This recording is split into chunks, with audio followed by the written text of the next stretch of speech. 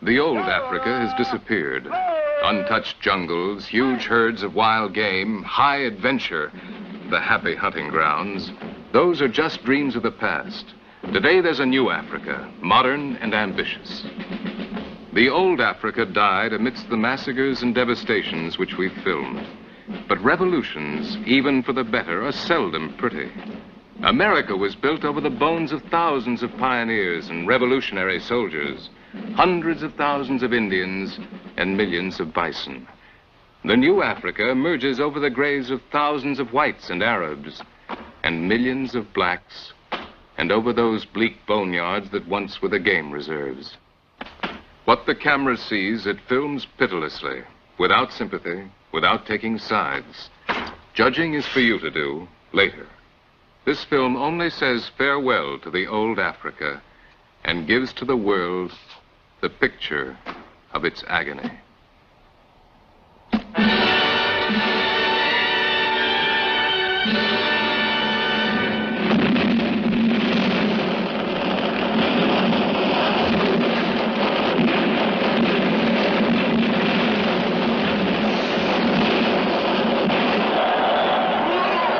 Nairobi, December 12th, 1963. With cries of Uhuru, East Africa celebrates its independence. Uhuru is a new word. It means freedom.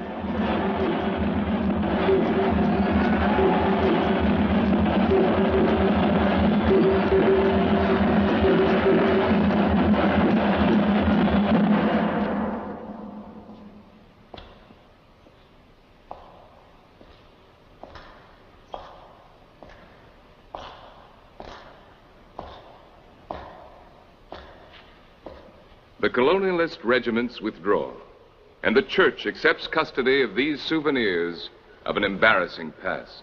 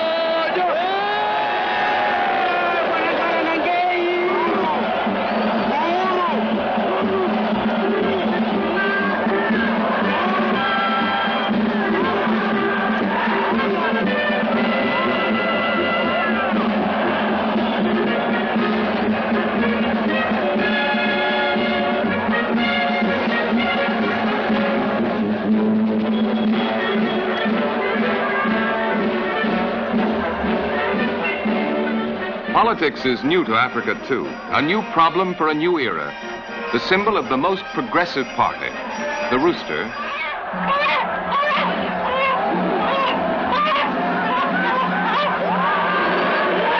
is plucked by the nationalists.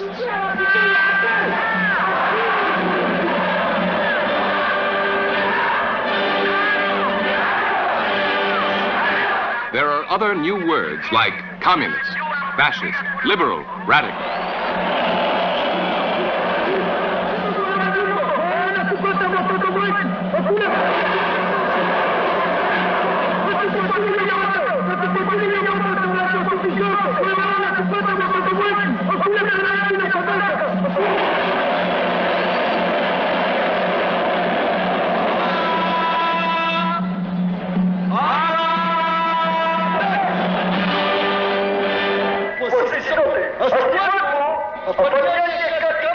However, in the new spirit of Uhuru, everyone has the right to speak his own piece.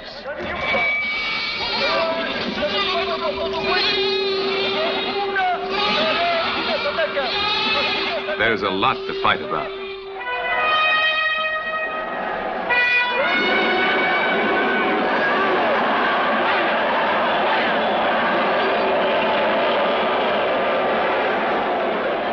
Yet everyone agrees with Jomo Kenyatta, accused of being the mastermind behind the Mau Mau, but beloved as the incarnation of Uhuru. I like the English, he once said, in England. The whites must go. Africa is for Africans. However, a few months later, He himself will be the one to uphold the rights of the white people who were courageous enough to remain in Kenya. He will become one of the best protectors they have.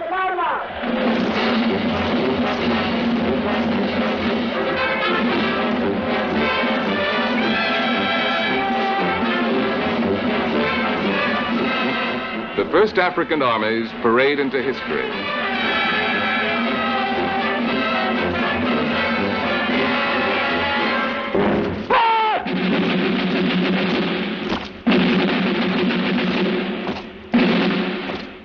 And the English regiments parade out.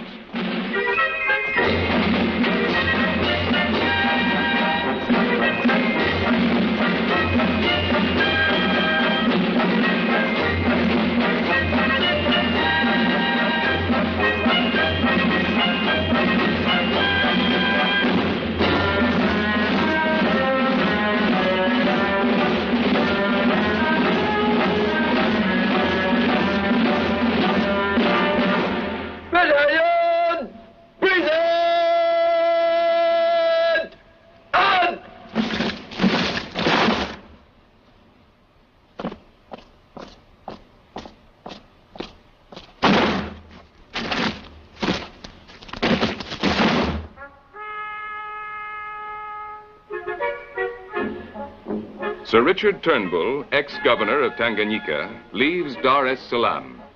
In the garden, his askaris come to say goodbye. Kwaheri kwa Bwana!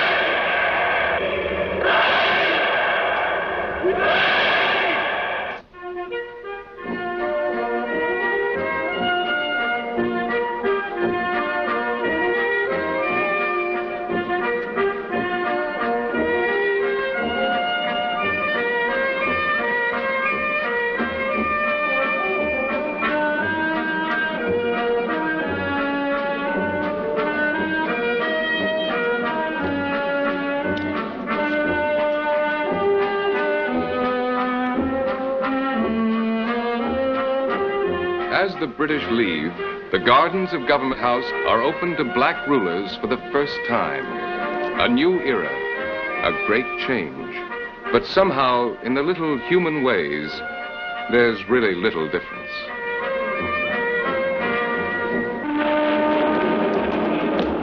Well, Mr. Nyerere, thanks a lot for everything. It's been a very nice day.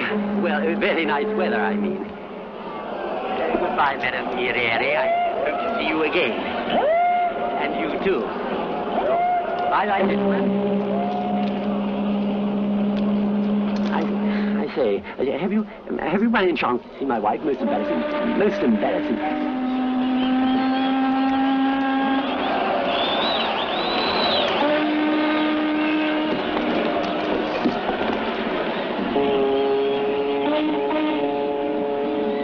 Politely, with great ceremony, the last governor of the British Empire leaves Tanganyika. But the elegant cordiality reeks of strain.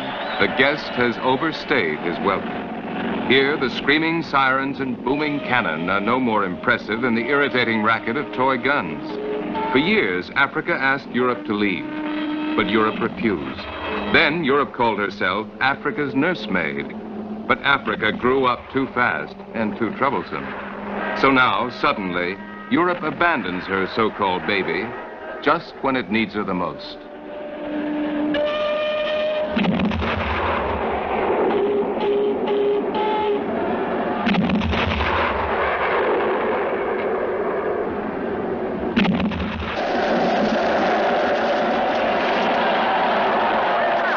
Now the Africans stage their party, a well-organized, spontaneous demonstration, well run by the police, against African countries still controlled by whites. Portuguese colonialist eggs go first. And South African beer.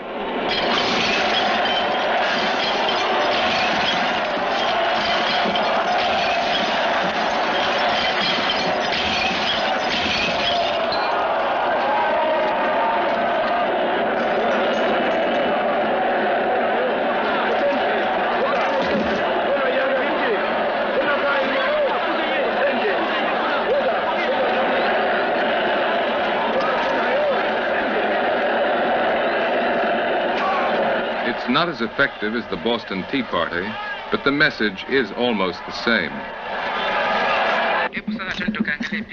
Africa's free, but still black. Whites made Africa ashamed to be black. Some called blacks the devil's creation. Now, to wipe away that shame, the new Africa creates its own racism, and the devil changes his color. These lessons are taught by government teachers. The white brain is smaller than the black brain. The white man knows this and is afraid. In America, blacks invented the biggest of all bonds, but they are still kept in big glass prisons, like slaves. Hannibal was the white man's master. He gave him the signs used for writing.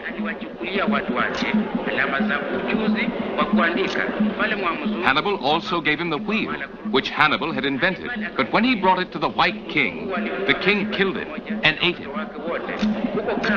Because they want to become black, whites lie in the sun by the sea.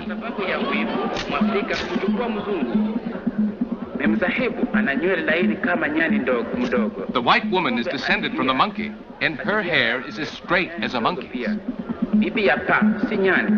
The white woman has flabby breasts, so she hides them in white bags.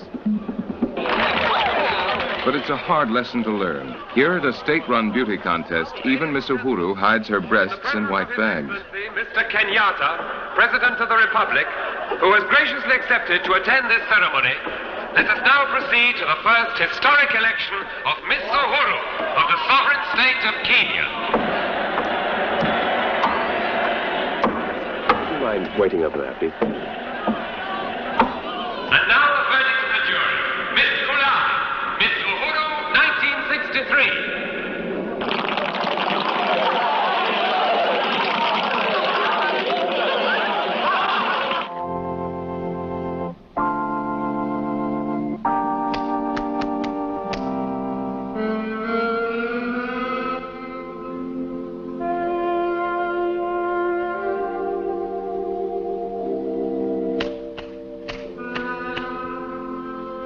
Miss Uhuru has her admirers, to be sure. But for centuries, many black men yearn for the white woman. Before Uhuru, in her gleaming mansions and her concealing garments, she remained an unattainable dream. But now, for the price of a drink, liberated Africans can make that dream come true. They can watch the white woman draw aside her mysterious veils, and lo, there she is, revealed at last. Not in the best light, perhaps, but certainly not a dream. Just an ordinary female, aging, mocking, and pale. Say, Abe wanna take him off?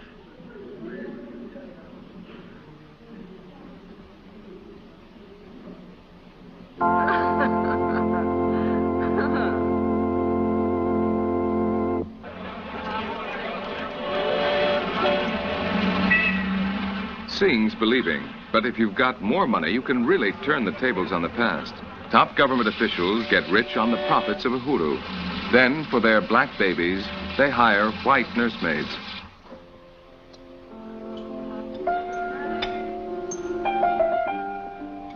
No, dear, you mustn't spit the seeds. Use your hands. Yes.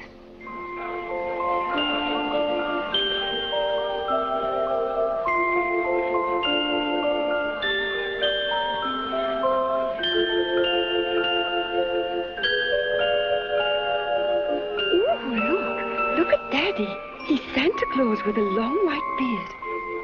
Don't hurt him. Oh, Willie. Why? Pretty white, darling.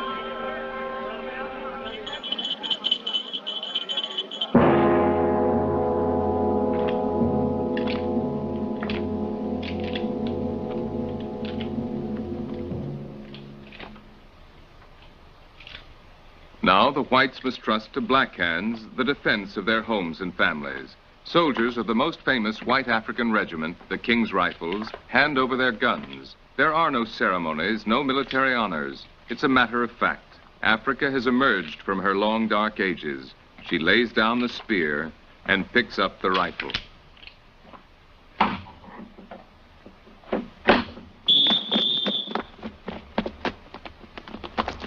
Africa picks up the whites' police clubs, too, and begins training a new force. In Kenya, it's urgently needed. The young nation's first independent elections have been scheduled, and excitement has reached a fever pitch.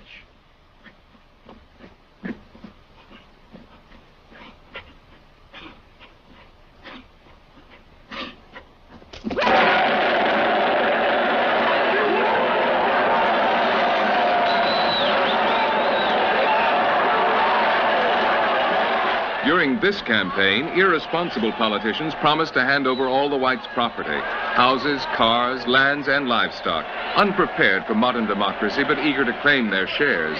As if they could buy them with their votes, Africans scramble to the polls, but all they get is an age-old lesson meted out with the same old clubs, landing on the same old heads.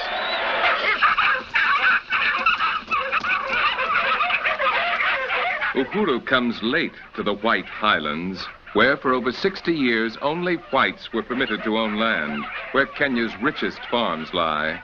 Here, settlers transform the rough African bush into a little piece of England.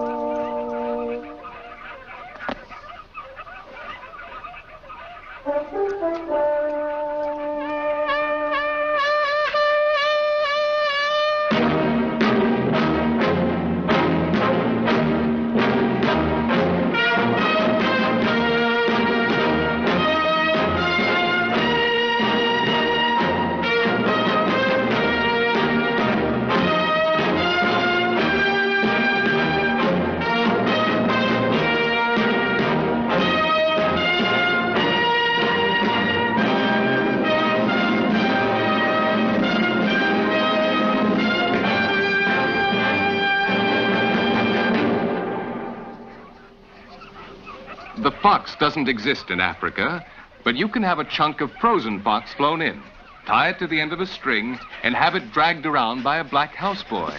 Together, they make a fine scent for the hounds.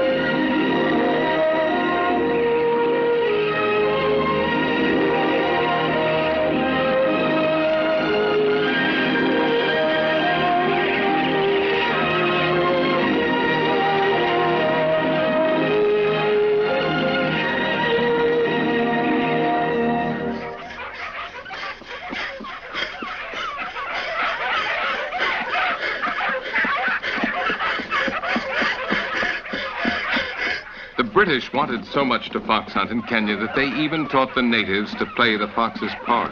But the fox is a wily prey, one which the hunter should never underestimate.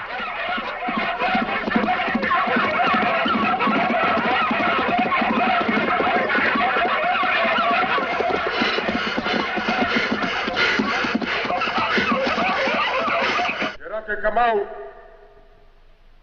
Cherokee, come out! Cherokee, come out!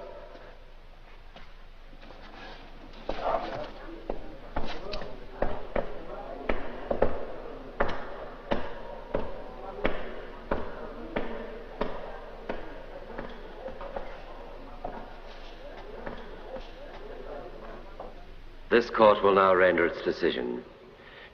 In Her Majesty's name, you are found guilty and sentenced to deportation to Maradal Jail to be imprisoned there for 40 years. That is all.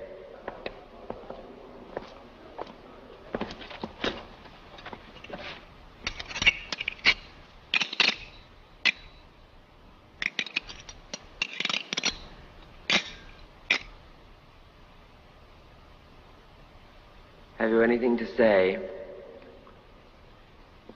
Prior arrest? Dio. When the accused was arrested, we found these. In his chamber. 4 rifles, a panga, and a pistol. They were made by his associates and himself for the crimes admitted to. Mshtakiwa, waitambua bunduki hii? Armed with this gun, exhibit number 4, together with 6 of his accomplices, Rashidi Singida, on the night of April the 6th, 1961, entered the farm of the British subject John Fletcher at Aberdare Point and strangled the askari on duty, Josephine Ataeli. The second victim of the accused was Miss Elizabeth Regan, sister-in-law of the farm owner, who was killed by Singida by means of a gun shot through the window.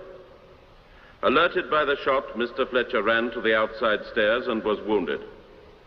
Mr. Fletcher crawled into the house to protect his wife and 2 daughters. The accused and his associates rushed into the living room and finished with their panga knives Mr. Fletcher, his wife, and 2 daughters, 18 and 15 years of age, who had looked for shelter under the table.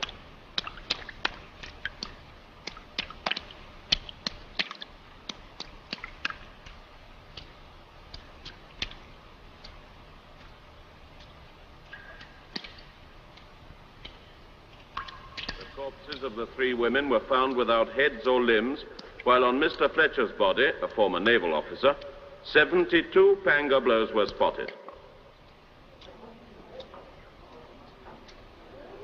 Do you confirm your confession to the police? Yeah. We take the liberty to point out to your lordship that the accused does not need an interpreter as he knows English. You are sentenced to forced labor for life.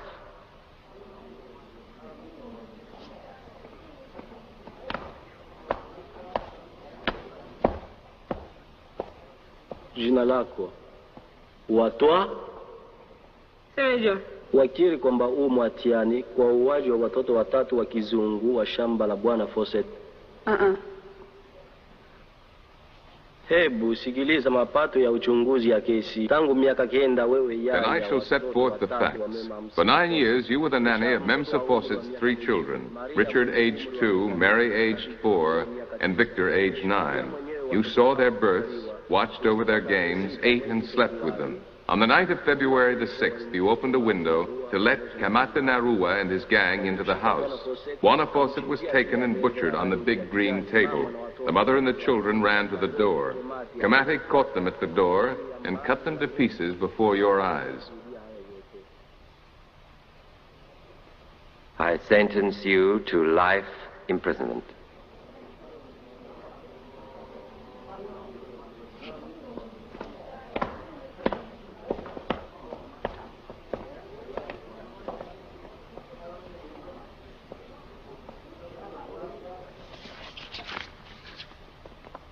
Your Honor, prosecution case against Yomo Kanari, so-called general of the land's Freedom Army, who escaped together with 5 Mau Mau accomplices from the Voi jail where he was spending a 30 years term. The accused organized at least 100 collective swearings by Mau Mau, in the course of which domestic and wild animals were tortured, and obscenities, together with the crime of cannibalism, took place.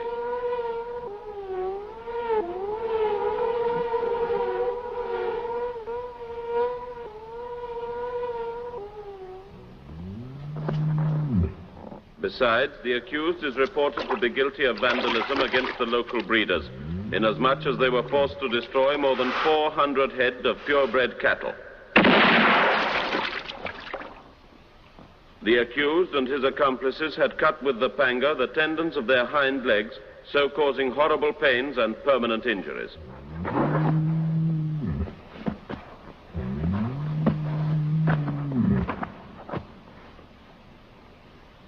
Irrefutable evidence of the accused's guilt was supplied by one of the major victims of Cannery's vandalistic actions, Mr. Worstworth, who, with his son, followed the band's tracks for 72 days and 72 nights. At Narok, the accused was captured and delivered to the Magadi Post Police.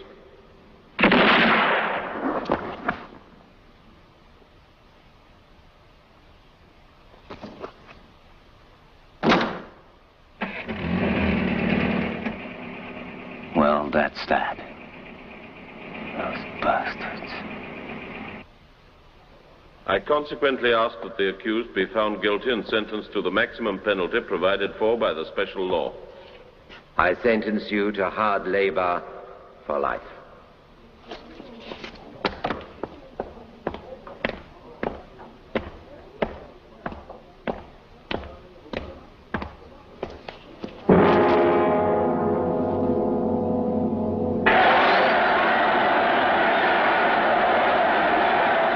December 16th, 1964. General amnesty for all Mau Mau. Because their war against the British won Kenya's freedom, because they killed 85 whites and about 5,000 blacks, Kenyatta proclaims them national heroes.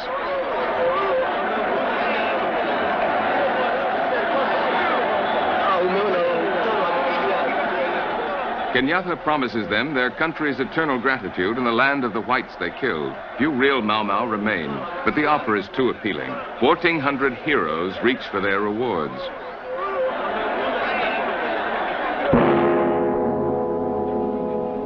The whites' land trembles under their feet. Thousands prepare to leave. Real estate agency windows are papered with offers. If you don't catch the irony, the terms of sale seem absurd. 99 years to pay. The irony is deliberately funereal, bitter, and pathetic. To whom are staying on, Mr. G. Georgius announces with great sorrow that his once prosperous farm has been put up for sale. All friends are kindly requested to dig out all flowers and ornamental plants from the gardens before the sale. Holy Farm. For sale. Fraser Farm. For sale. Sutherland Farm. Sold. Rannis Farm. Sold. Tarbottom Farm. For sale. Swan Farm. Sold. Going. Sold to Mr. Karani for £54. Now I have two lovely candlesticks. What am I offered? 50. Does anyone offer more? 50 and 1, 50 and 2, 50 and 3. It took 3 generations to accumulate all this, but now the whites can't take it with them. So they hire Indian merchants to organize auctions, like this one at Kynan Cup in the White Highlands. The auctioneers do a good business. The Africans spend freely. The old house is stripped bare. In the shadows sit sad spectators, the ex-owners, themselves just shadows of the past.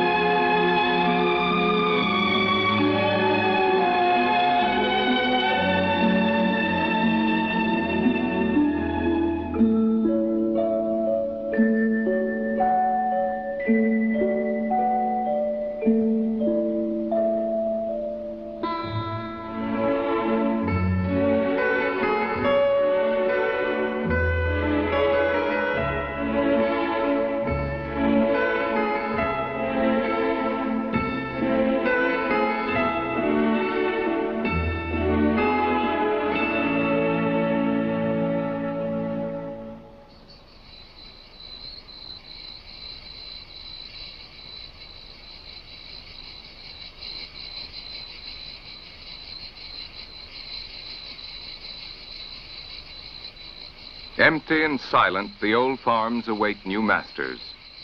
Kenyatta wanted to hurt the pride of the upper-class English colonials. Only the pioneers of the highlands were chased out. The whites living on the plains are left alone.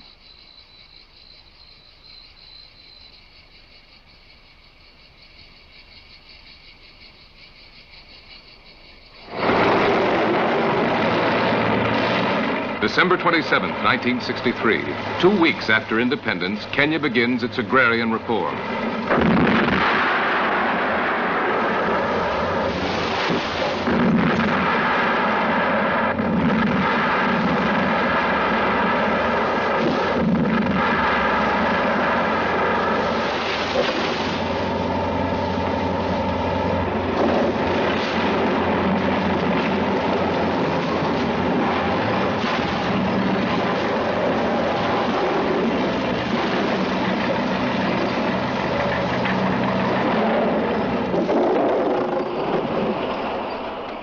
A poem by Kano Toynbee, an African, comes to mind. Erase every trace of the white man.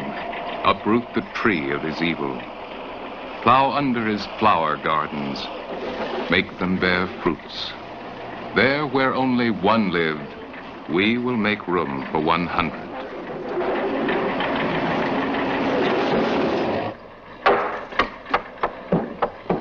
In Kenya, the highlands are a rare oasis of green.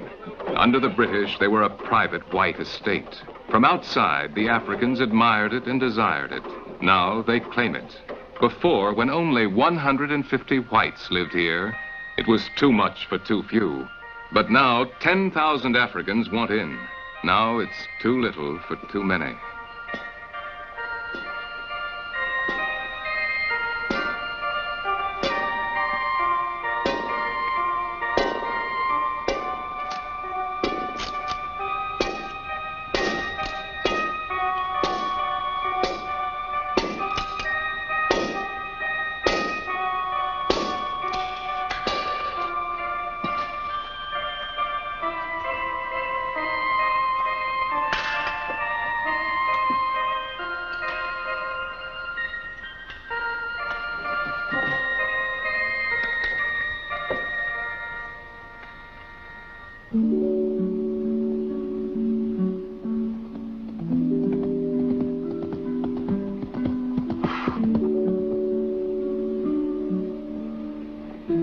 The Boers are leaving Kenya in these replicas of ancient wagons loaded down with pots, pans, and families. They are recreating the great trek in which their ancestors fled from Cape Town 130 years ago. The Boers will not wait to be dispossessed. They are the first to go. Their trek is hard and the display is heavy, but the message is crystal clear. It's a reverse version of the Freedom March. It will lead them back 1,000 miles from Kenya to South Africa and centuries backwards into the past.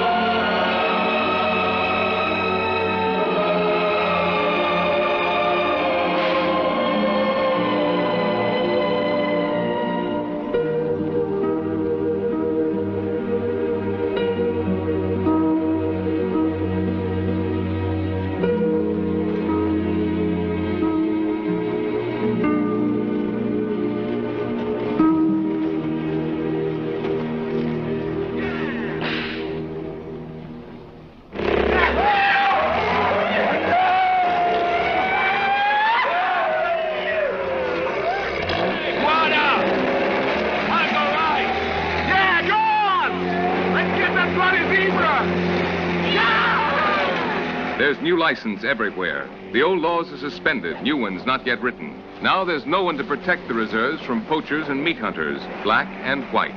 For those who want to rob Africa the most they can in the least possible time, this is the perfect moment.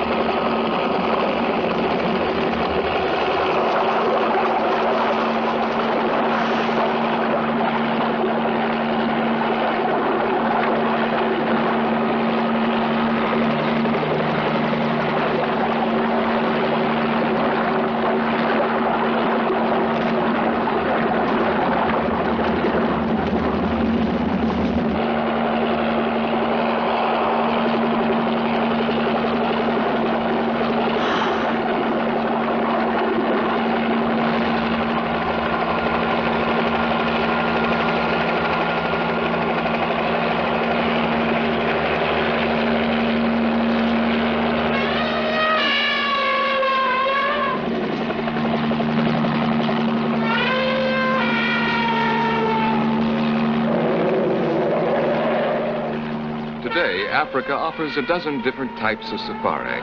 One, called the 15-minute safari, is just right for the harried businessman. A helicopter picks him up on the roof of his hotel, flies him above all that difficult, dirty forest, then carefully sets him down in a nice, safe place. While he rests, the copter finds an elephant and drives it toward him.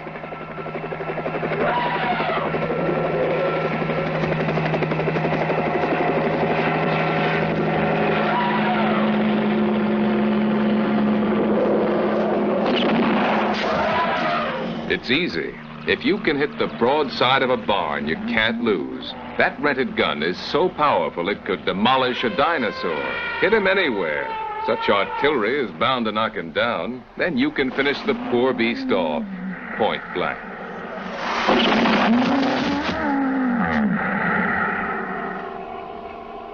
Two minutes for a snapshot of the moment of triumph. And in a few hours, the great hunter can be back at the office, bragging about his heroics.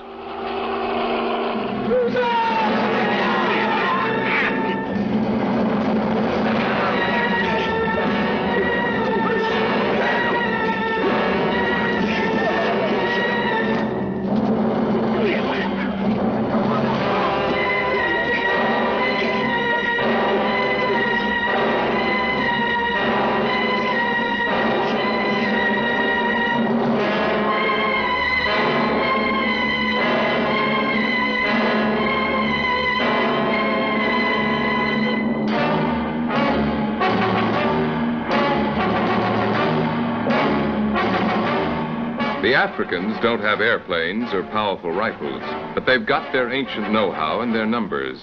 So they gang up 10,000 strong, surround an area almost as big as Rhode Island, then pull the noose tight.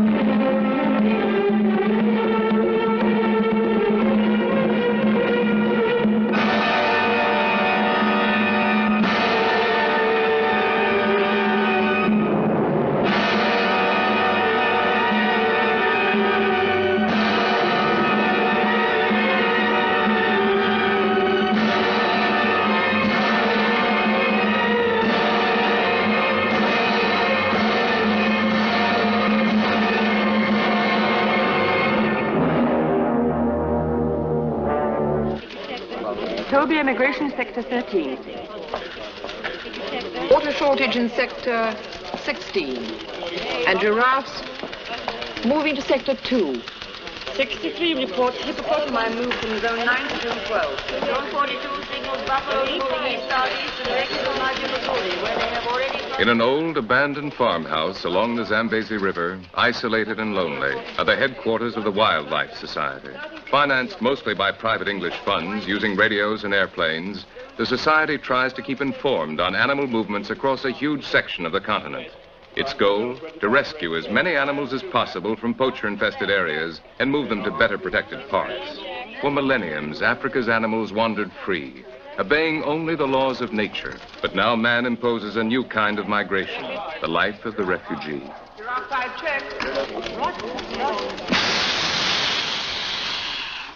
This is Operation Crocodile, working in the mouth of the Ruuma River, which is crawling with poachers.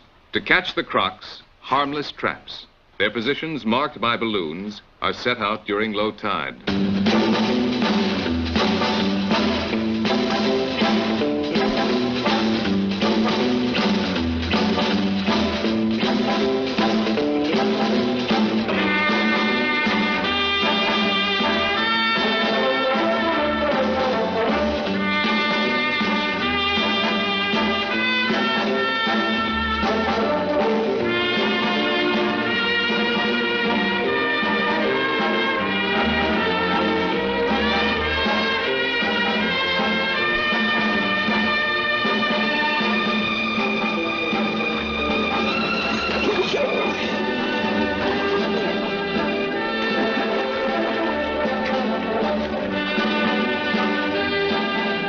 In the last 6 months alone, poachers have killed over 20,000 crocodiles here. The Wildlife Society can't possibly compete. This operation will save only 82. These lucky ones are knocked out with huge injections of tranquilizer serum. When they wake up, they'll be 250 miles away and safe for the moment.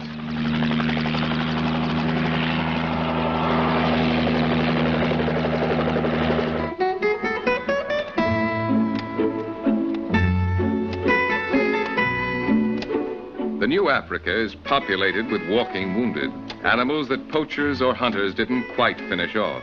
So the Wildlife Society has taken on the role of the jungle's Red Cross. To treat a wounded elephant, veterinarians feed their patient pounds of tranquilizers and hope that will keep him cooperative. They make diagnoses, take temperatures, administer medicine, even maintain an animal blood bank. Hold that tail up, won't you? Where the hell has this damn thermometer gone to?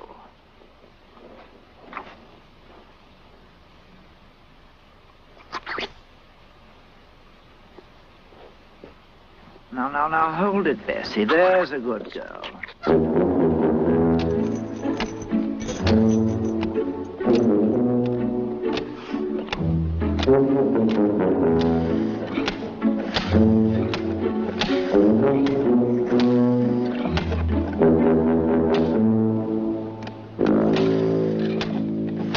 The Game Scouts helicopter is flying over the Tana River region. Some of the men run into the bush for cover.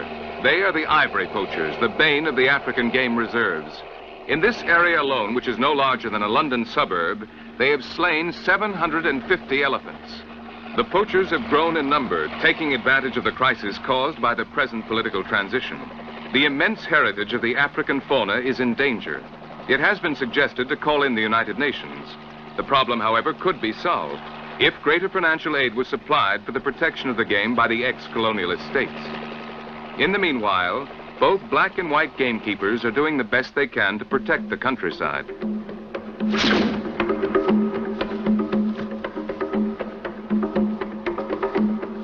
Hidden deep in the forest, police discovered hundreds of caches of ivory. One modernized army of poachers used hand grenades to massacre 300 baby elephants, all slaughtered only for the tiny tufts of hair at the tips of their tails, out of which they make baubles and bracelets that tourists buy for a few pennies apiece. In less than a year, the police here collected 82 tons of poached ivory. If you consider that this is only 1/5 of the annual poacher's bag, you begin to understand the magnitude of the slaughters.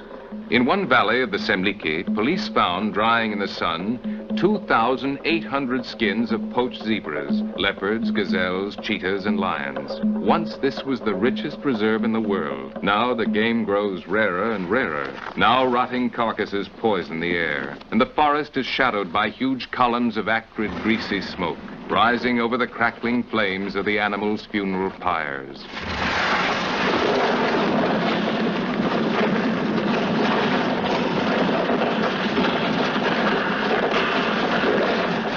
The Wildlife Society keeps on trying to protect a few of the living, trying to save some of the wounded, but it's a pathetic losing battle. The massacres continue unabated. Hundreds of animals are butchered every day. Third patrol.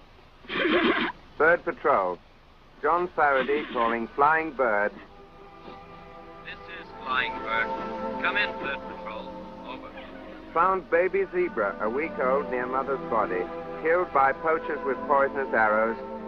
Emergency operation needed. Recommend special food B16. Acknowledge. Over. Okay, third patrol. Message received. We shall see to it.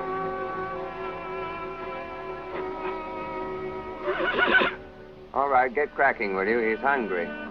Righto.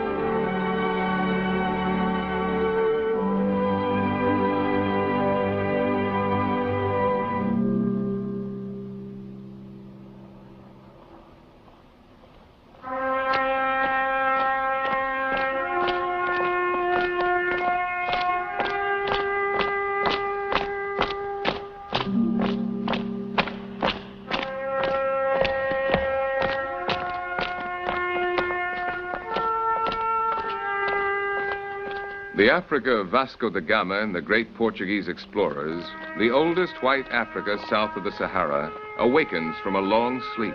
For 400 years, nothing has visited this fortress, nothing but the weather.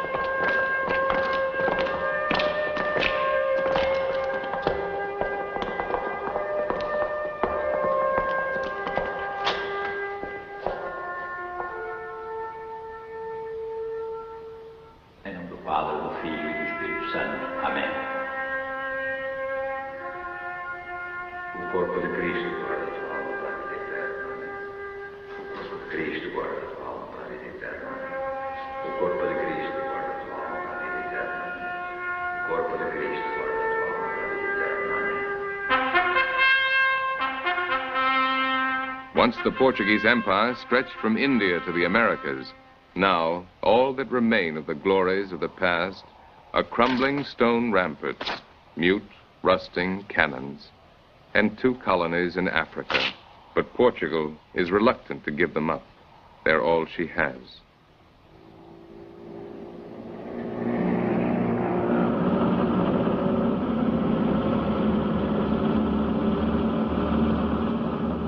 Just outside the crumbling walls, there's a new reality.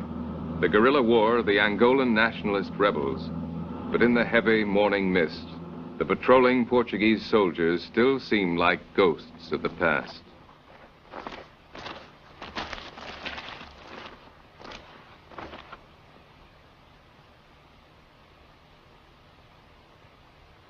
Whenever man is present, animals and birds hush their normal chatter, and the jungle falls silent.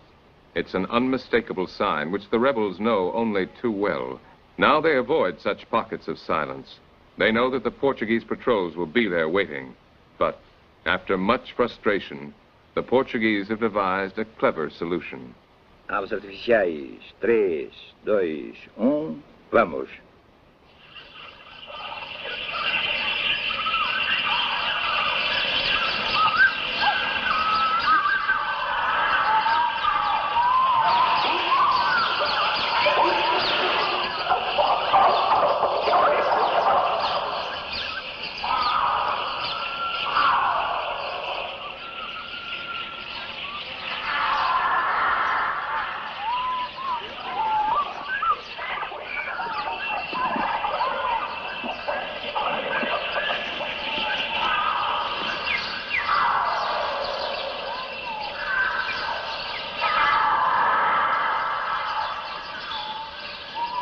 It's a trick that almost always works. Animals and rebels respond to the tape's electric cry, and instantly the jungle fills with life and death.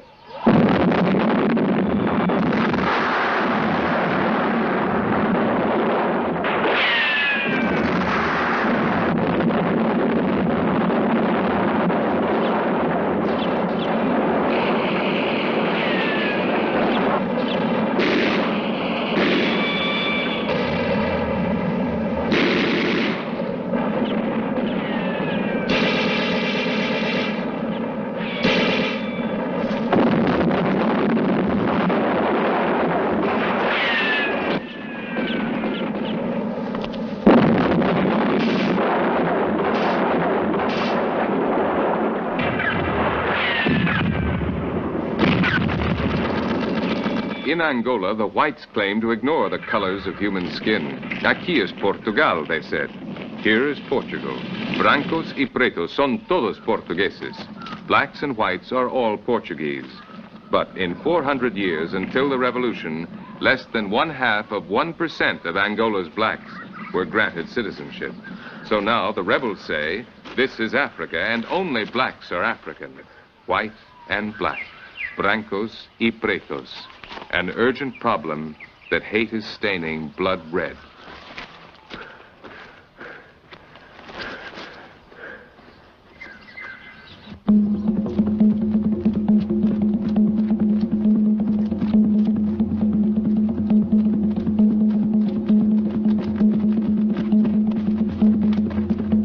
When modern elections ousted them from power because they're a small minority, the Watusi allied themselves with the Chinese communists, supposedly champions of the world's masses, and revolted against Rwanda's peaceful majority, the Bahutu. The revolution failed, and the Bahutu took a horrendous revenge.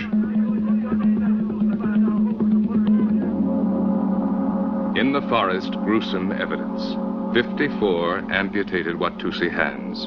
This month, January 1964, at least 20,000 Watusi have died, and the Bahutus' revenge has been going on for years. But neither the UN nor any government, black, white, or yellow, has tried to stop the slaughter.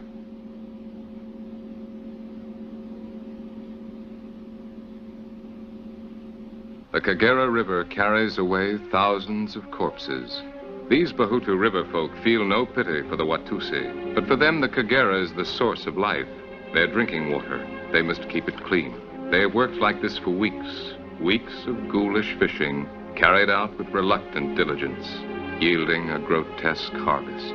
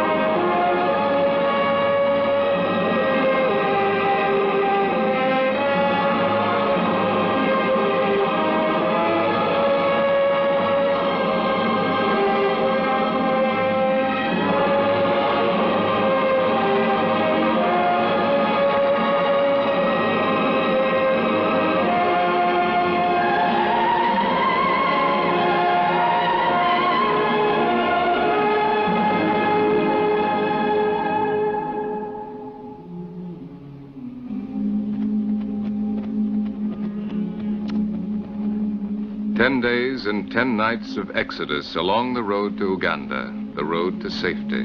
When they ruled Rwanda, the Watusi were a rich and arrogant people, cruelly dominating the Bahutu. Now, owning only their cattle, the Watusi are poor refugees begging sanctuary. Landless, homeless, uncomprehending, a people who hardly exist.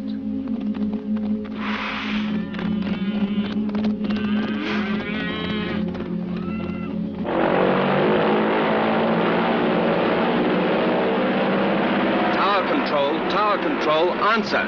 Waiting for landing authorization. We are flying over you. We are flying over you. KPN here, please answer. Over.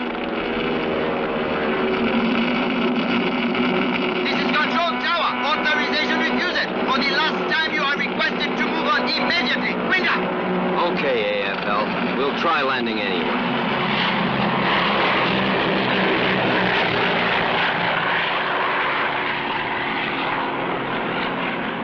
It sounds like they mean business, but despite the warnings, we're determined to land.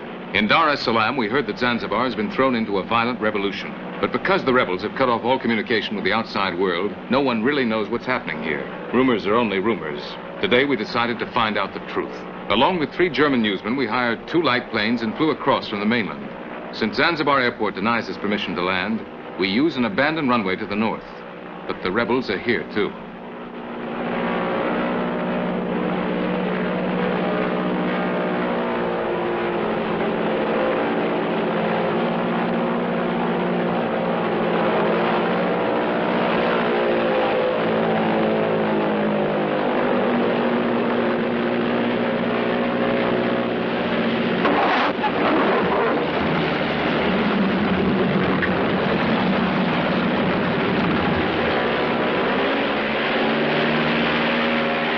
The Germans seem to have landed safely, but as we touch down, we catch a glimpse of them being kicked along by the rebels. Then the rebels drive a truck onto the runway, and we just have time to swerve away and pull up before we crash.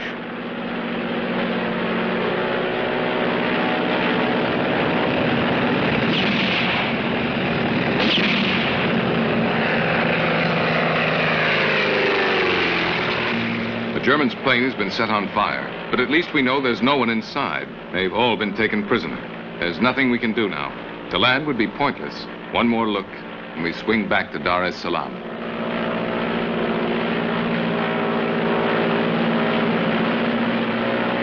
But the next day, we return with a helicopter, flying a red flag to confuse the rebels, because rumors say that the revolution is communist-inspired. This time, we head for the center of the island, where refugees say 5,000 Arabs were slaughtered last night.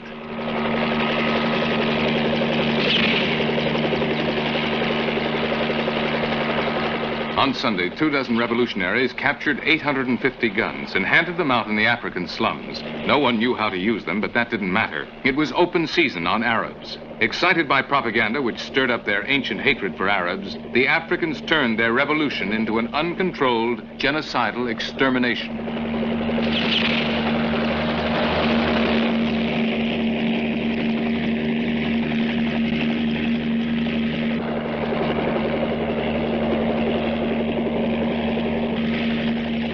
Entire villages burned. The Arabs machine-gunned. Trucks loaded with Arab corpses, carting them off to mass graves. Politicians called such scenes embarrassing. And so they are. To the old colonialists who created their own racism and allowed other racisms to fester, then abandoned Africa to those merciless passions. To the new rulers who are creating new racisms, and to the new exploiters, east and west, who spread false promises so they can increase their own profits or power.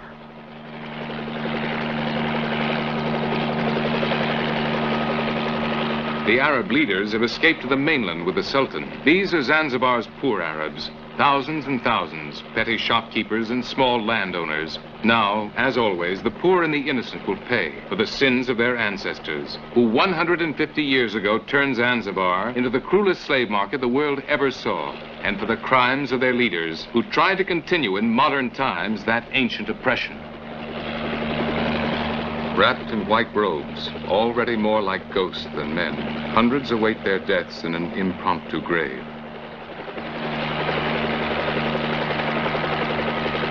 Ancient Muslim cemeteries turned into modern extermination camps. women and children trembling under the muzzles of the rebels' guns.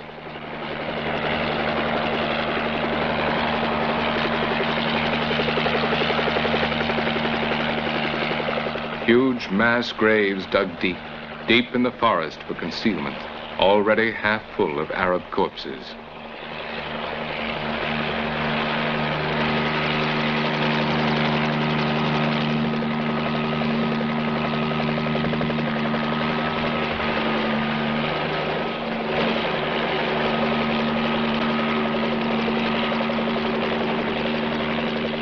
Again, the Moslem cemetery. But today there's been no time to finish the business of burial.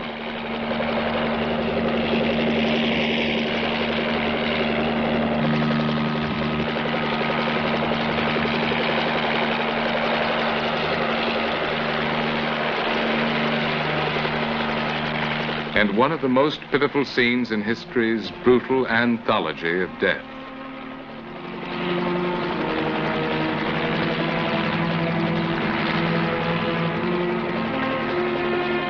Thousands of Arabs fleeing into the sea. A desperate race to an impossible salvation.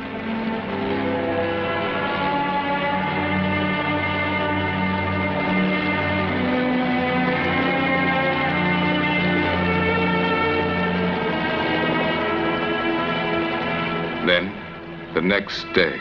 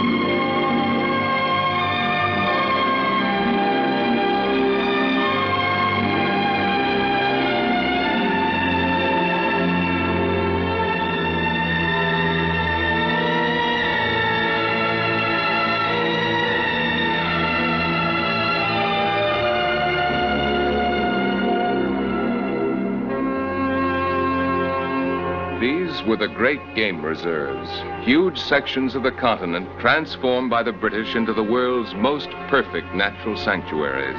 Here, the British game laws classified man as the most destructive of animals. Here, except for man, all the animals were sacred. Man could tiptoe along the boundaries, but he could not put one foot inside. Even then, dedicated wardens watched his every move and demanded absolute silence.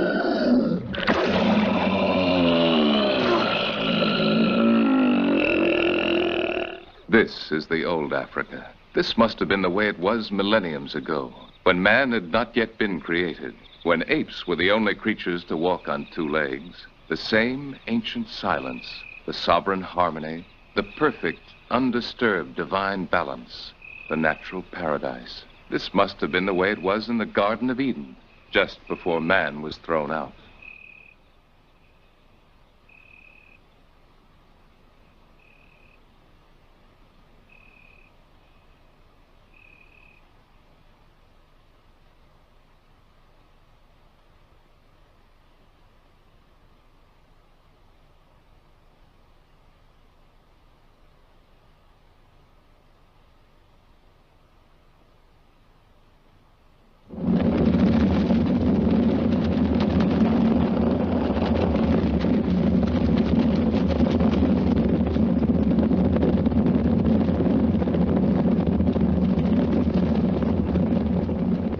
It is the dawn of February 25th, 1964. The national parks, which up to now have been inviolate, are profaned. It has been decided that there is no longer any place in the new economy for these immense, unproductive territories. Now the new African governments put the parks to use. The game wardens, both black and white, have no choice but to comply with governmental orders and to organize the details of Operation Cropping, also known as the animal harvests. Here in Uganda, as of today, on every Friday, Operation Cropping will stock the local butcher shops with fresh meat. Now, in those sanctuaries where once it was sacrilegious even to whisper, rifles shatter the ancient silence.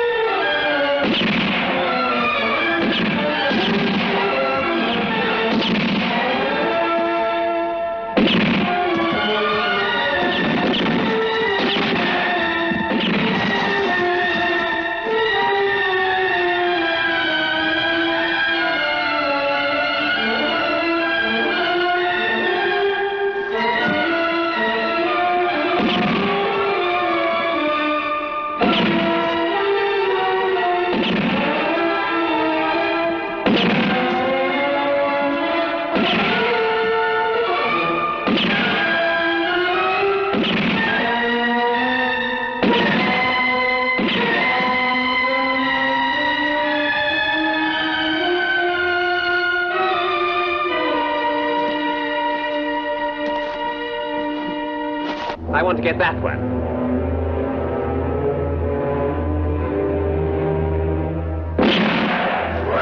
March 25th, 1964, Murchison Falls National Park, Elephant Harvest.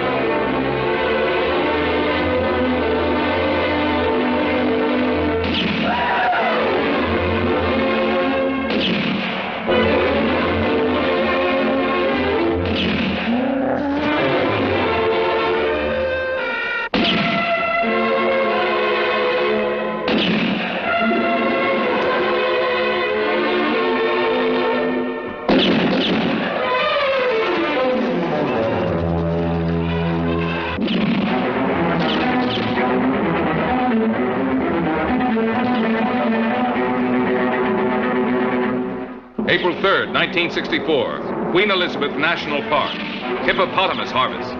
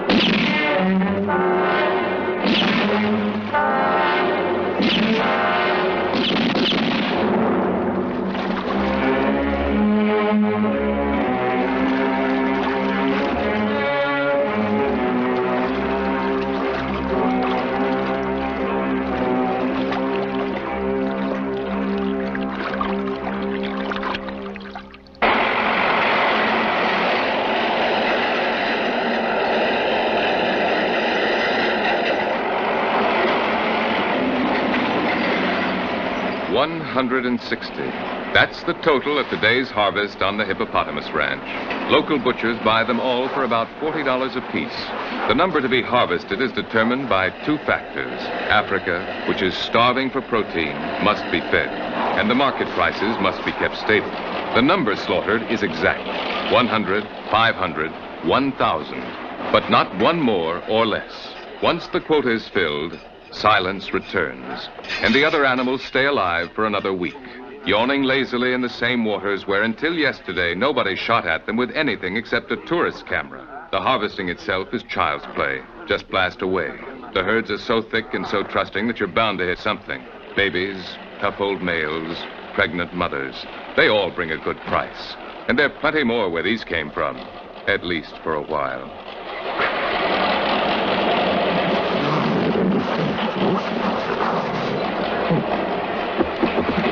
An order for 45 elephants? It's filled in a jiffy. Once, these monsters were Africa's most ferocious beasts. But now, used to the safety of the old sanctuaries, they can be led like lambs to the slaughter. That's true both for those terrible tuskers suffering from tooth trouble and for the legendary pregnant females. The truth is that today in Africa, as in the rest of the modern world, there's only one hungry, ferocious beast: man.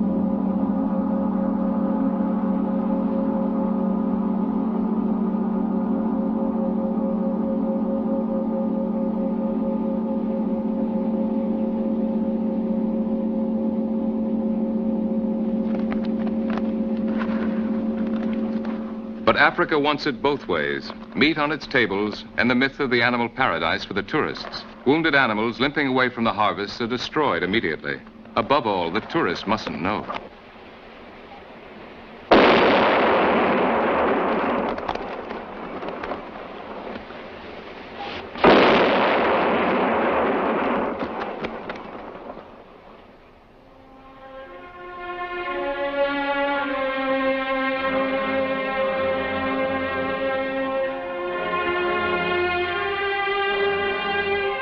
But since even most tourists don't get to Africa, we'd like to offer our own snapshot of the famous animal sanctuaries.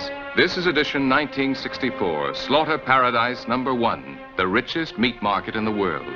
Don't worry, down there in the water, a few hippos are still left for next Friday.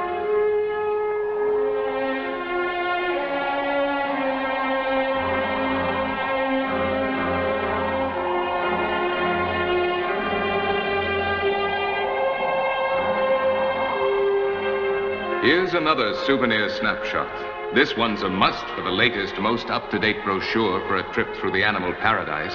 That inviolate sanctuary of our planet's disappearing wildlife. That sacred shrine of nature where even whispering was forbidden. Because today your trip can be a lot more jolly.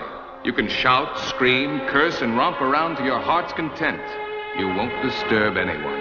Man, the most destructive of animals, has already passed this way.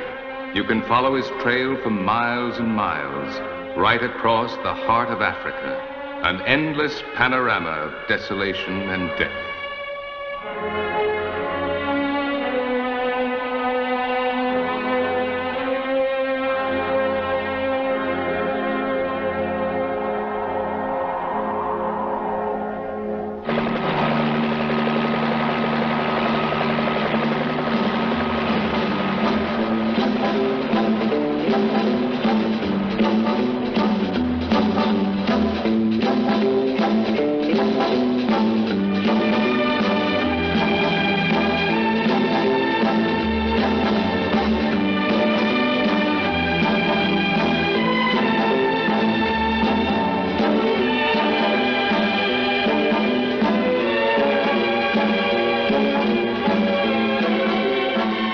The animal sanctuaries to enter another sanctuary, South Africa, the sanctuary of the whites. The break seems sharp and clean. Here, order and luxury. Back there, turmoil and hunger. South Africa's whites claim that the break is absolute. To the cry of Africa for the Africans, the whites respond, this isn't Africa. And the change is so abrupt, the country so prosperous, that this could almost seem true.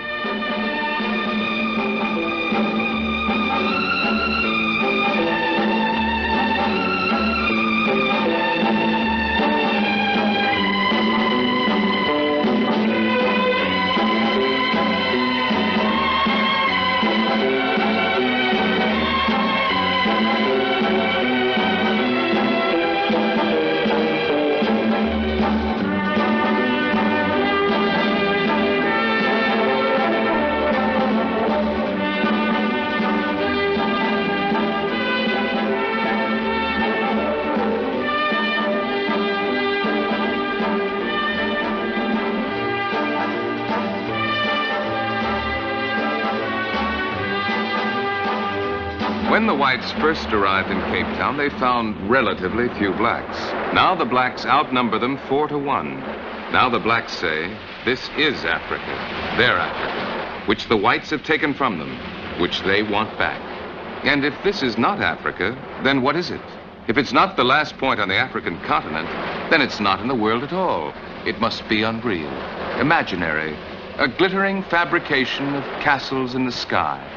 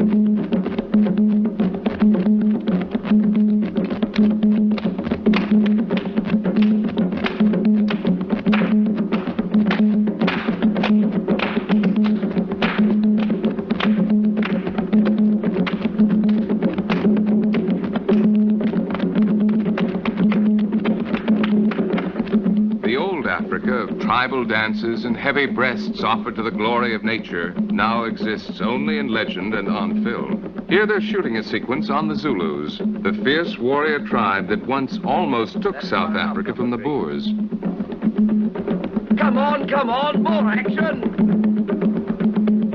But today's Zulu girls demand high union wages to strip off their nylons and dance their grandmothers' dances.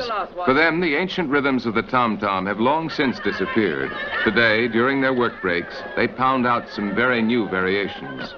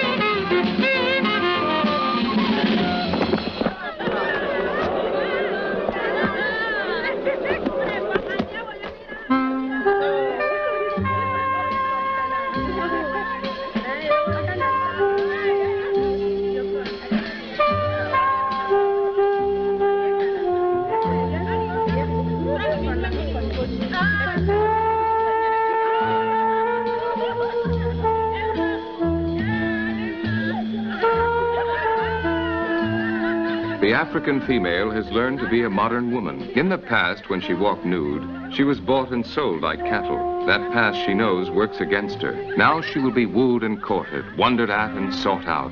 Now she hides herself, not from shame, but from strategy. Bare she was fair game. Covered she's a mystery. Bare she was bartered. Dressed she can decide for herself. Aggressively, like a tyrant, like the white woman. So, knowingly, the old Africa covers itself and disappears.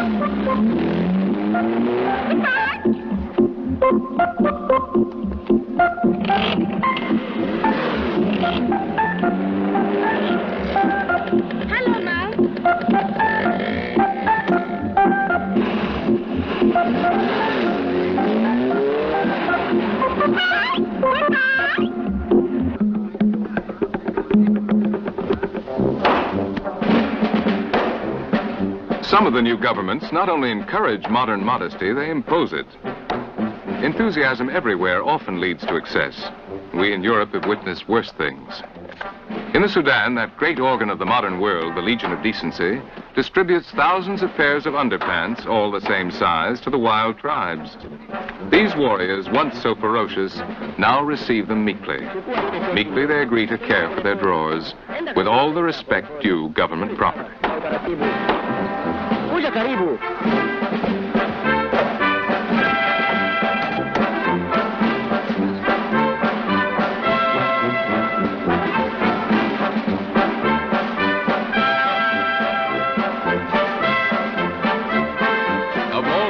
That need hiding in Africa, if this is not quite the most urgent, at least it's a beginning, and at least the Legion of Decency is satisfied.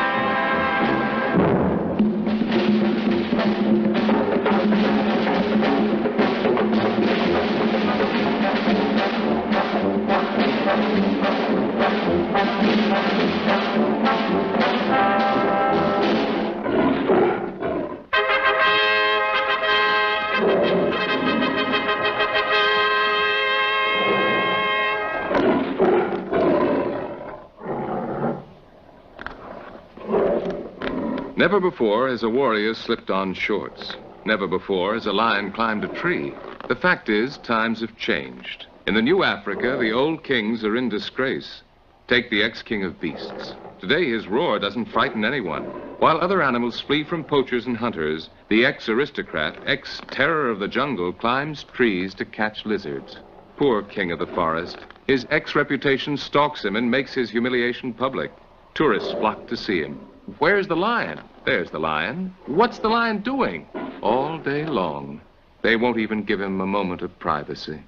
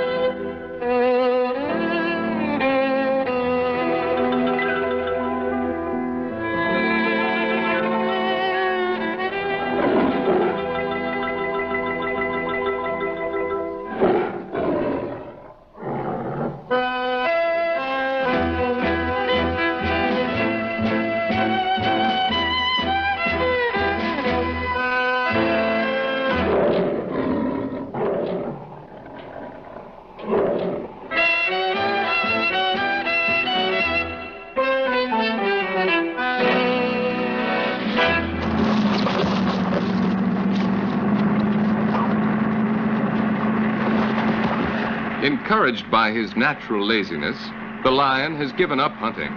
Why bother? Park wardens do his hunting for him.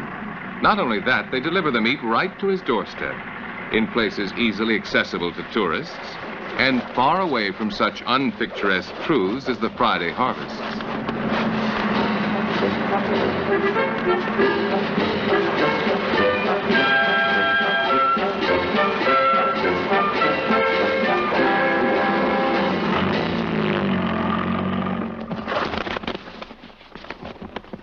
The ex-king of beasts has retired.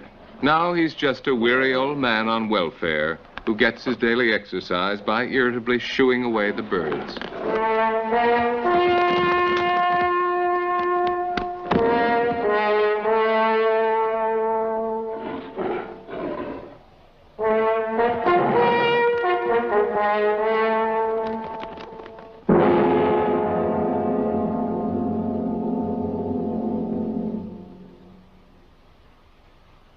Dar es Salaam, January 1964. Another revolt has exploded, this time in Tanganyika. What began as a minor army protest over wages has turned into race war. Just as in Zanzibar, the ancient African hatred of Arabs has broken loose. Muslim blood flows freely everywhere, but especially in Bagamoyo, the port where long ago the Arabs used to round up the slaves before loading them onto slave ships. Already the mortuaries are full, and the cadavers overflow into the sun. Patiently, the vultures wait for the inspection to finish, so that they can begin their own.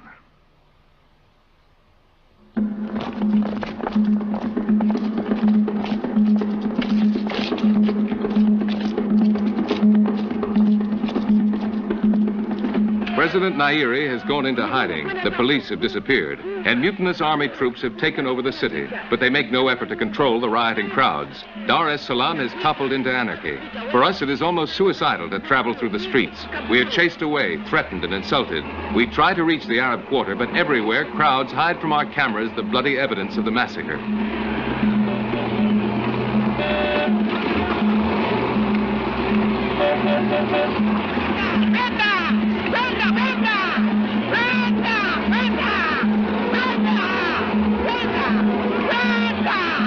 On Ocean Road, a Muslim tries to escape a crowd of Africans by running out into the sea. When the crowd overtakes him, he is drowned.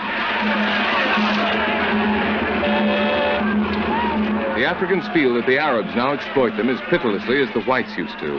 Because of this, they demolish Arab shops and houses.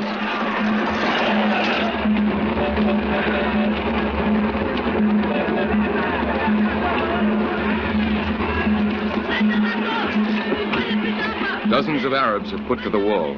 Someone has killed 3 mutineers, so now there must be a reprisal. But we're not welcome at the execution. They scream at us and threaten us with machine guns. When we stall to get some good shots, one of the soldiers loses his temper.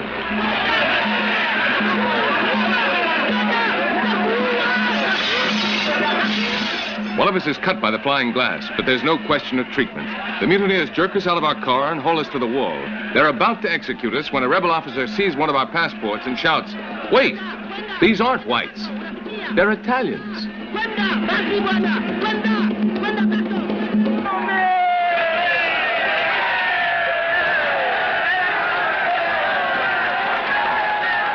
Leopoldville, June 26, 1964. Moise Chombe, the exiled rebel whose secessionist Katanga government held off the United Nations troops for over 2 years, returns to the Congo. Almost as much of the country is controlled by communist-supported rebels as by the Western-supported government. But Chombe boasts that he can clean up the mess in just 3 months. Now he's no longer a villain. Now he's the Congo's savior. But mass enthusiasm is short-lived in these parts. In a few months, Chombe will again be defined as the enemy of his country and sent into exile.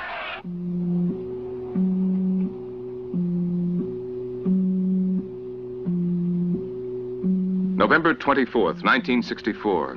5 months after Chombe takes over Stanleyville, the rebels' capital is captured by American-transported Belgian paratroopers and by American-supplied white mercenaries.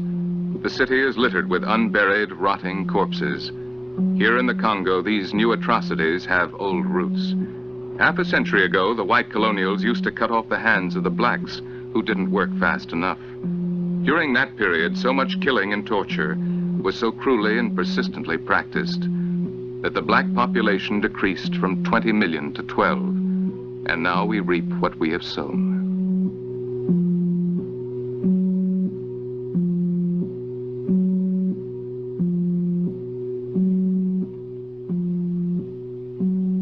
The rebels' leaders told them that their arrows were more powerful than guns, that they were protected by a magic spell that turned bullets to water. Doped up on drugs, believing themselves invulnerable, they marched into a massacre. Now ants, flies, and the sun stripped their cadavers to skeletons. They're granted no honors, no graves. They died without knowing what they fought for, without knowing that the Congo had become a battlefield for the Cold War, in which they were just unimportant dupes.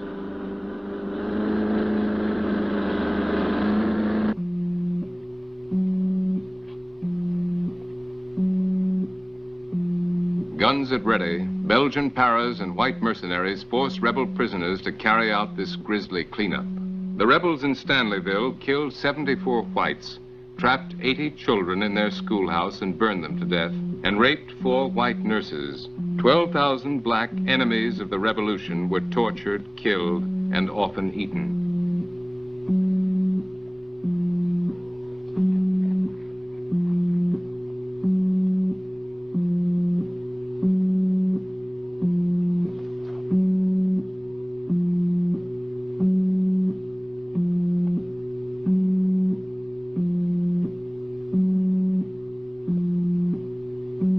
Reeks of dead flesh decaying in the equatorial heat. 9 nuns, 7 missionaries, and 4 white children were tied together with wire and shot in the mouths. Many of the whites' bodies had been slashed open at the stomachs so that the rebels could eat the liver.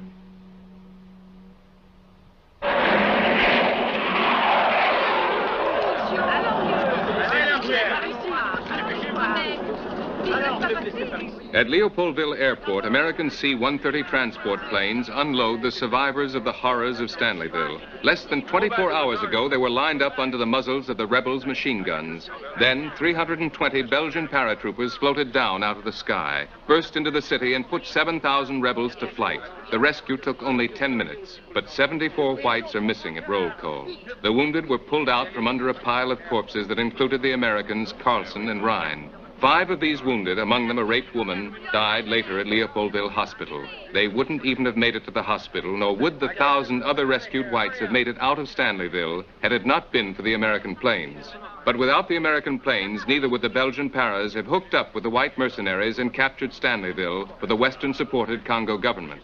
2 days later, knowing this and disregarding the mission of mercy, the Organization of African States accused the USA of unlawful interference in internal Congolese affairs. Pull them out of here!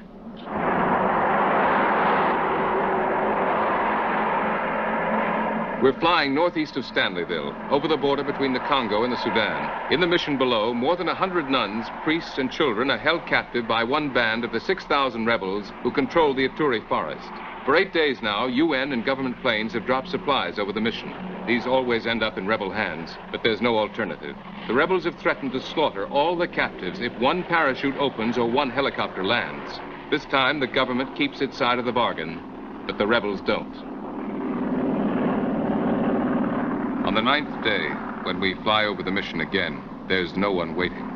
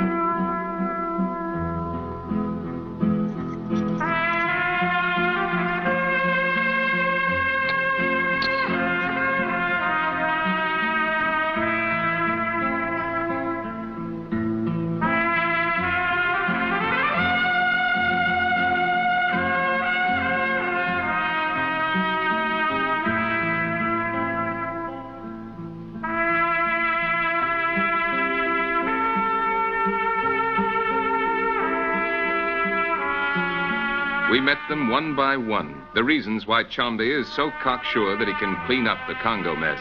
His white mercenaries. They're the world's last soldiers of fortune, outdated relics of the past. They're outcasts from the modern world, which expelled them, or from which they fled, on the lam from an infamous past, pursuing a restless present, a burnt-out adventure, a dead faith. They're all ex-something, ex-anti-guerrilla fighters from French Algeria, British Malaysia, Borneo, or Kenya, ex-SS officers from Germany, ex-CIA pilots from Cuba, ex-farmers from Kenya, ex-residents of the Sudan, Egypt, Tanganyika, ex-students from South Africa and southern Rhodesia. Some follow a macabre ideal of glory and adventure. Some believe they're fighting a last-ditch battle against communism. Some are known as les affreux, the horrors, who just love war. 2 days ago, 15 of them tore Kisaka from the grasp of over 400 rebels. Tomorrow, 40 of them will try what the entire Congolese army couldn't achieve, the conquest of Bwendi. Alors d'accord sur tous les points. Alors, si j'ai bien compris, le 54 arrivera à Bwendi avec le Tigny, s'il rafie aux marches, hein? Eh bien, moi, je vais contrôler les hommes et les bagnoles. Moi, je m'en vais avec le 52 et je vous rejoindrai à Bwendi le 24. Faites gaffe au noir et surtout n'oubliez pas les prisonniers. Salope. Des renseignements. Une fois Bwendi tombé, nous attaquerons immédiatement Beaufalais. Beaufalais, pas de problème, 300-400 noirs, tous drogués. Merde! Et bien entendu, les gars, sans rouquiller, sans baiser, sans bouffer.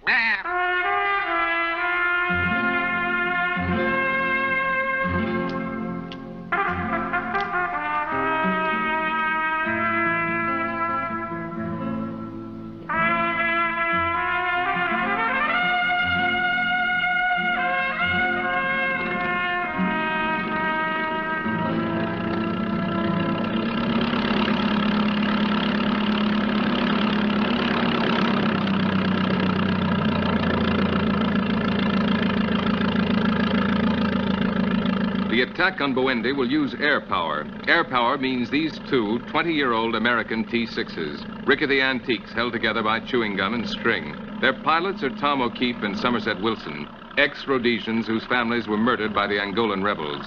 They've rented their planes and themselves to Chombe for $500 a month and a life insurance policy. So far, they haven't been paid, and they haven't found an insurance company to underwrite the policy. But still, they fly, with limping motors over rebel-infested jungles for free. Today, as they left, they signed the required forms in their usual way. Destination, hell. Reason for flight, personal business.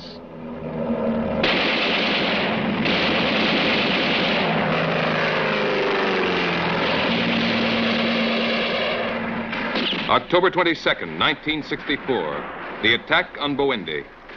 Hey! Off the trucks and take cover! Off the trucks and take cover!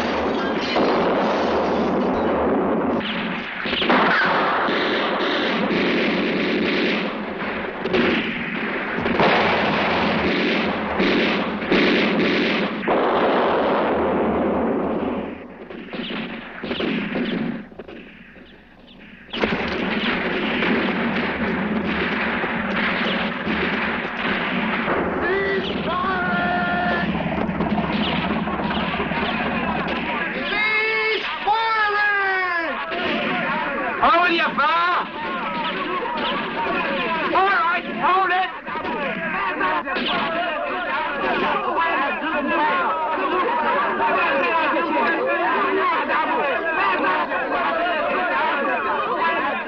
For 3 months, these nuns and priests lived in a nightmare of fear.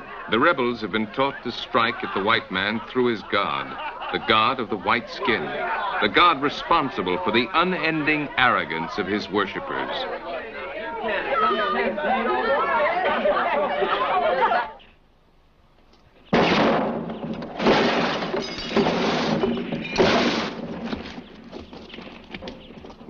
Right against the wall. Hands up there. Over here. Oh, goodness. Right, let's see him. What are you, my lady?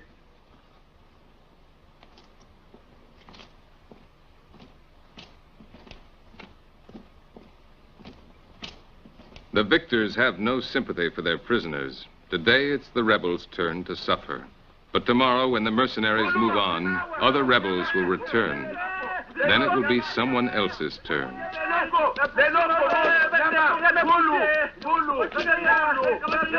Yaka, yeyo, kaka, agogo boyate. Ye kaka, ye, agogo boyate, abomi batumingi, akosa yote. Ye kaka, bon, salaboy. Allez, bongisa mutu na yo, bongisa mutu, boma ye kaka, ye mutu mabe abomi batumingi. Ye kaka, ye. Toke, kota, esili lelo. Okoya lelo. It's an endless cycle, a dance of death that's lasted 5 years. It's worse now because the Cold War has moved in. Black against white, east against west, black against black. No one ever wins. No one finally loses, except the dead. Under the swarming ants and flies and the pitiless sun, they rot together, black and white, with absolute biological equality.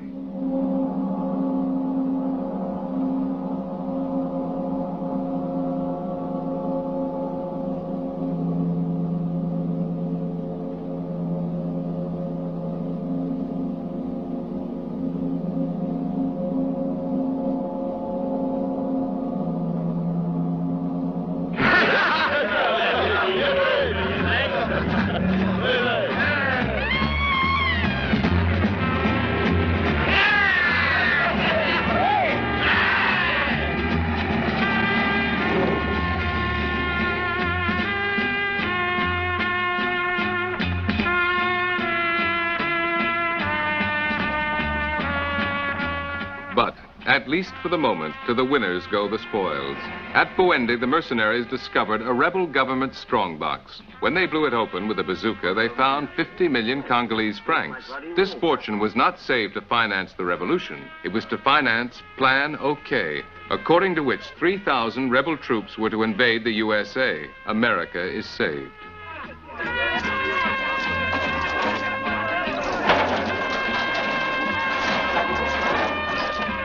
The mercenaries take the folding money and the Congolese soldiers get the small change. Like all such innocent dreams of grandeur, Plan OK is indefinitely postponed.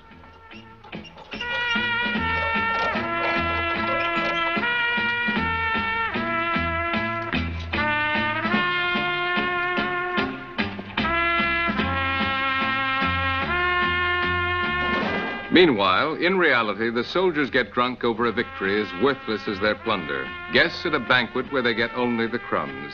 For centuries, the Congo has been starving for bread. But today, these soldiers are rich in everything that's worthless. Formal tails for a black-tie dinner. Sun hats for a white man's safari. They can't take it with them, and they can't sell it. But at least they can dream. The right to plunder is granted for 24 hours. Time ran out 10 minutes ago. But how come if you could loot 10 minutes ago, you can't now? Down!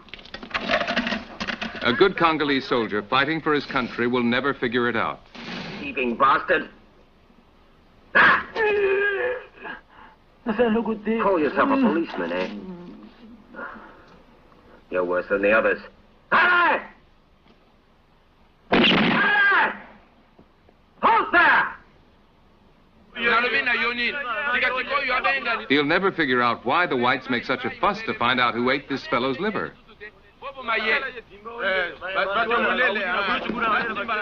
Or why you need a court to sentence this rebel who burned alive 27 children trapped in their school. Or why they've arrested those soldiers who raped those rebel bitches in their prison cells.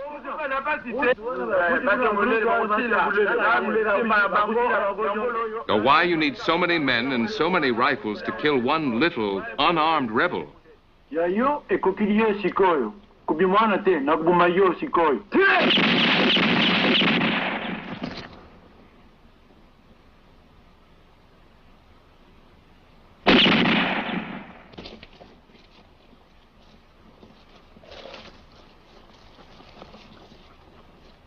When you need only one shot to kill one so much bigger and stronger. Okay, take him out of here, put him against the wall and shoot him.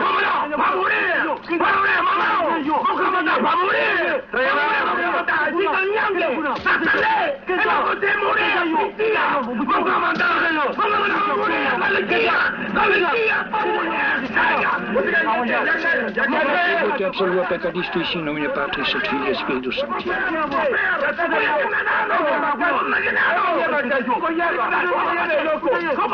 go then. Commandant. I'll do it.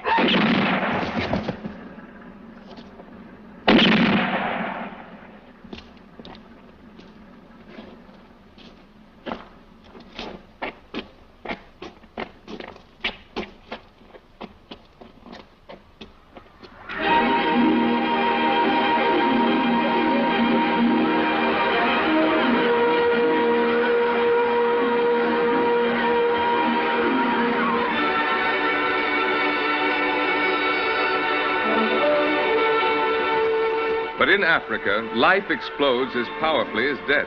Here in South Africa, for every white baby, 5 blacks are born. Frightened, the whites have set up a system of complete racial segregation, apartheid. In their castle in the sky, they claim it can work. But in reality, it's an impossible, hysterical defense. And the longer it endures, the more it threatens to change the joyous smiles of the new generations into the grim lines of hate. From you! Who is the boss? You are! Now bend down and take the thing lying at your feet. This big spoon is called a shovel. It is your friend, which will give you bread, beer, and many wives. It must never keep still. It must go backwards and forwards all day. You shall put it down with the sunset. What is the shovel? My friend! What does the shovel give you? But South Africa needs all that young black labor. There's not even enough at home. So it takes refugees from other African countries. And if they're unskilled and illiterate, it can teach them the necessities at almost no expense. Who then is your friend?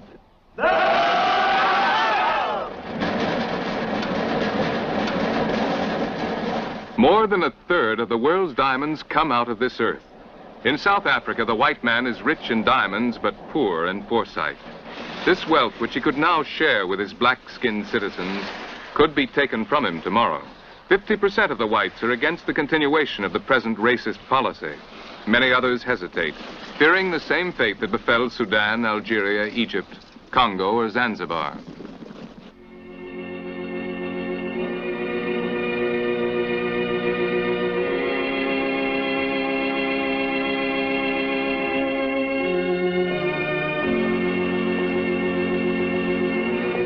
Since 1652, the Boers have been here, working the land as farmers. 100 years ago, they struck gold, lots of gold. Now South Africa produces more gold than any other country in the world. The whites claim that this gold is theirs. Certainly the technology and the industry is. But for every 100 white technicians who work in the mines, and for every single ingot of gold that comes up from the mines, 1,000 blacks put in a long, hard day's work. Clearly, the whites need the blacks, and the blacks need the whites. But increasingly, with every passing day, the only emotions between them become distrust and hate. The black man is a child just out of the trees. This is a racist statement. Only the black man is an African. This too is a racist statement. And as such slogans spread, so does the hate.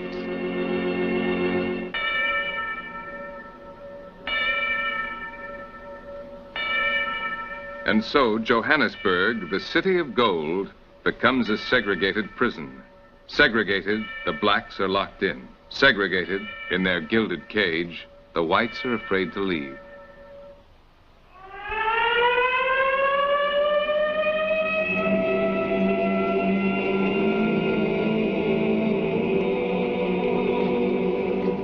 When the mines were opened, the Bantus flocked down out of the mountains in search of work. Other blacks flooded in from Angola, Mozambique, the Congo, and the Sudan, and still they slip across the borders. Today they number more than 11 million. They march in waves to the entrances of the mines and split up into rivers that flow down into the labyrinth that spreads out beneath the city.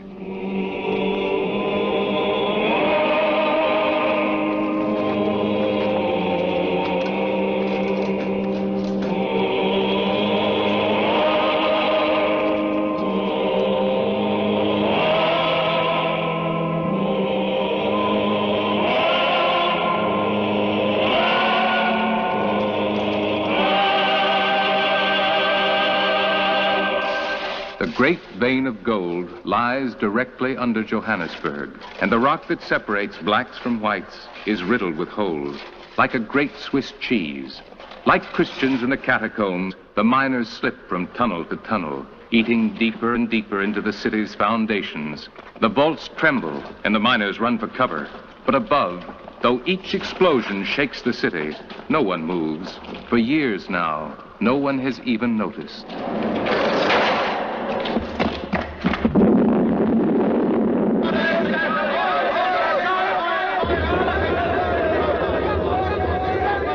The stock exchange booms.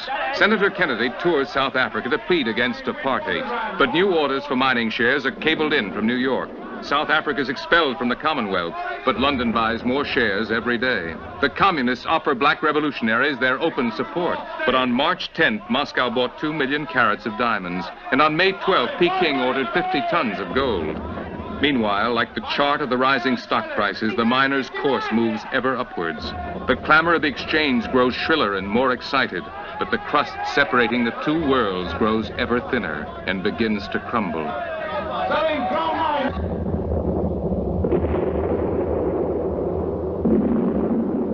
Now, more and more, as if by the crashing waves of a rising tide, the shrill of the exchange is drowned out by the blasts of the miners' explosions.